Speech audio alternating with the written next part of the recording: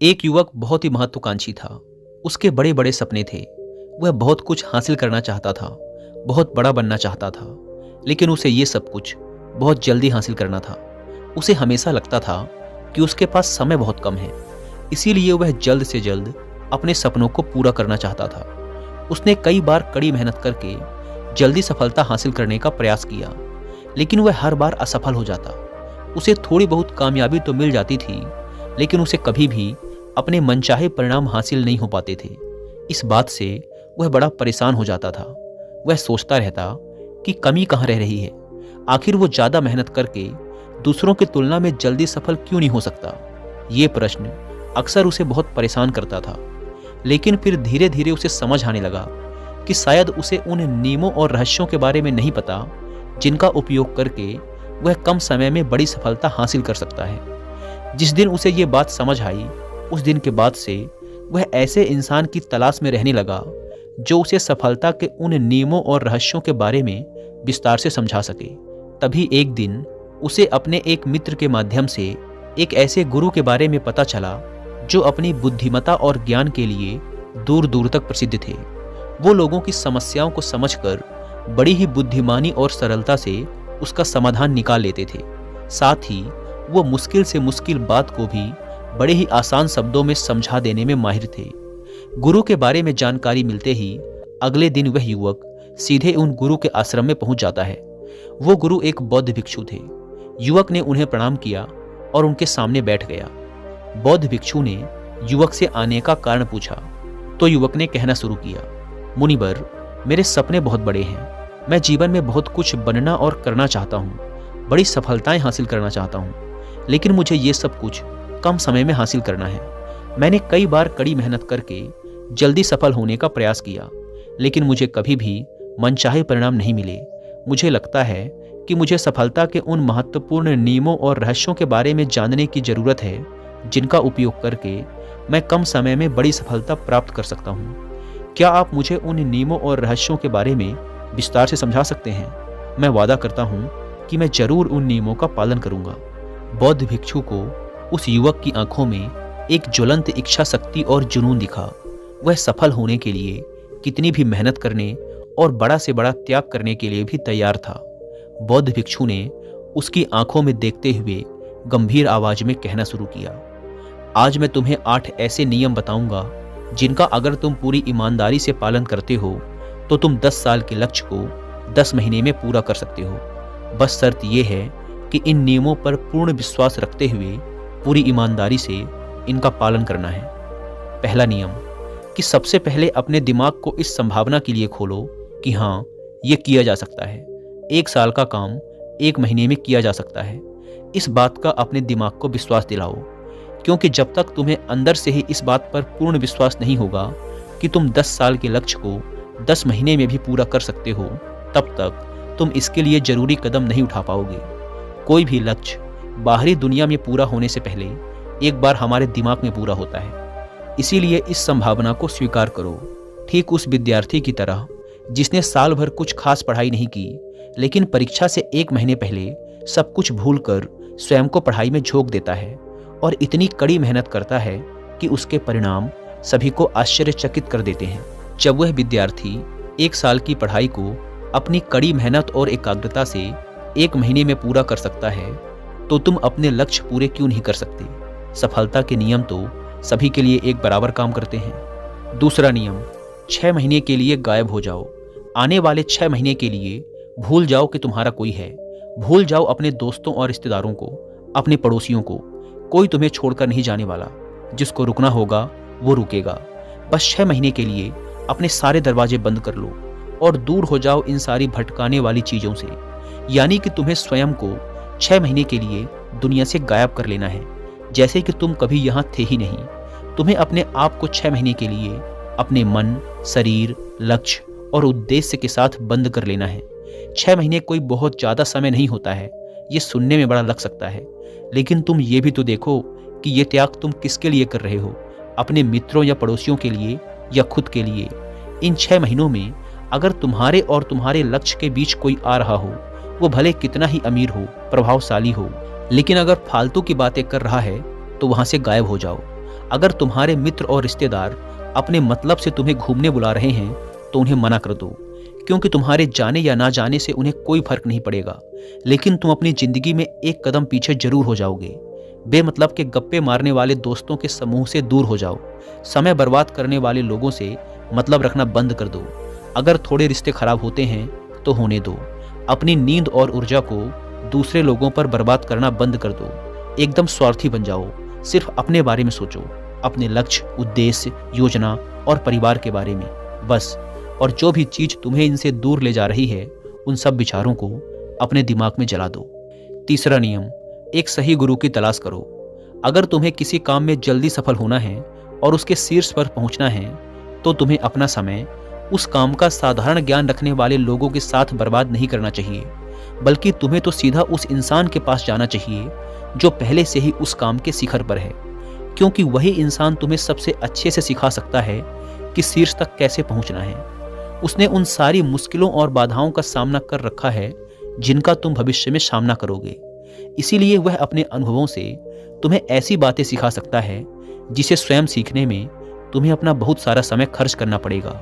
तो 10 साल के लक्ष्य को 10 महीने में पूरा करने के लिए तुम्हें अपने क्षेत्र के सबसे सफल लोगों में से एक को अपना गुरु, अपना मार्गदर्शक बनाना पड़ेगा। दोस्तों, चाहे पैसा हो या सफलता, दोनों को 10x स्पीड से हासिल किया जा सकता है। बस इसके लिए सही गाइडेंस, फोकस और मेहनत की जरूरत है।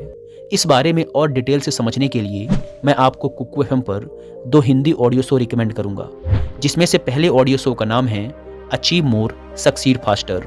इस ऑडियो शो में ऑथर ने कुछ ऐसे रूल्स बताए हैं जिनको फॉलो करके आप अपने किसी भी गोल को 10x स्पीड से हासिल कर सकते हैं। दूसरे ऑडियो शो का नाम है द मिलीनियर फास्ट लेन।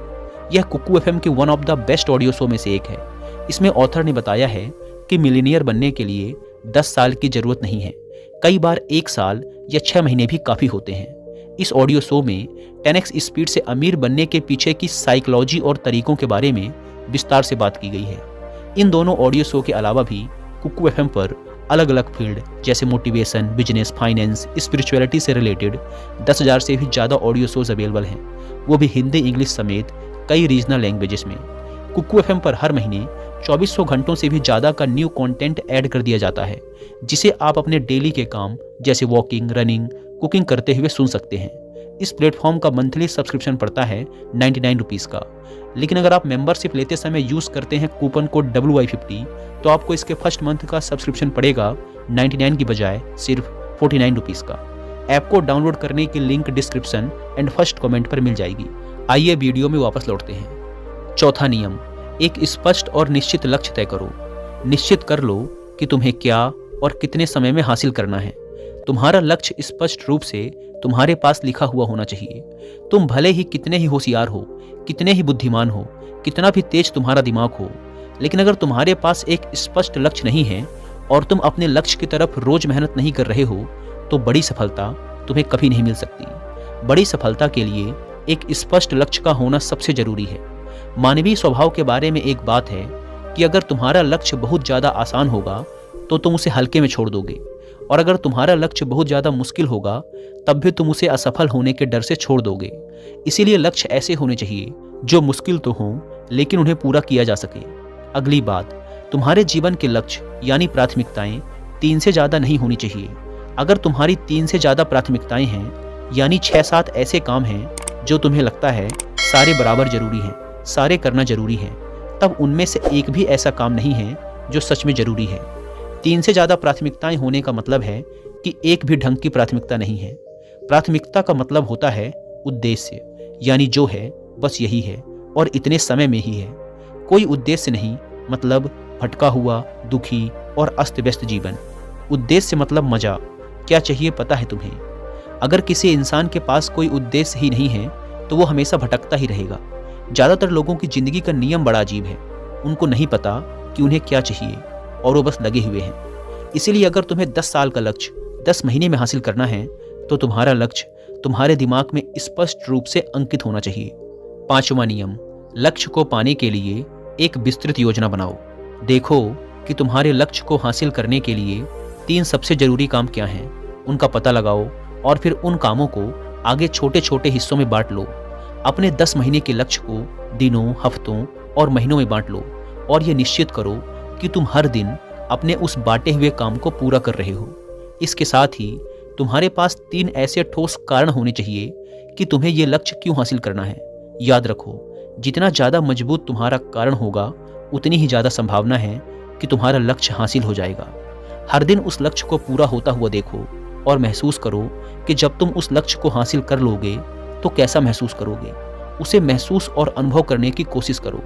साथ ही ये प्रश्न भी अपने से पूछना जरूरी है कि तुम्हारा जो लक्ष्य है उसे पूरा करने के लिए क्या क्या करना जरूरी है और क्या क्या छोड़ना पड़ेगा।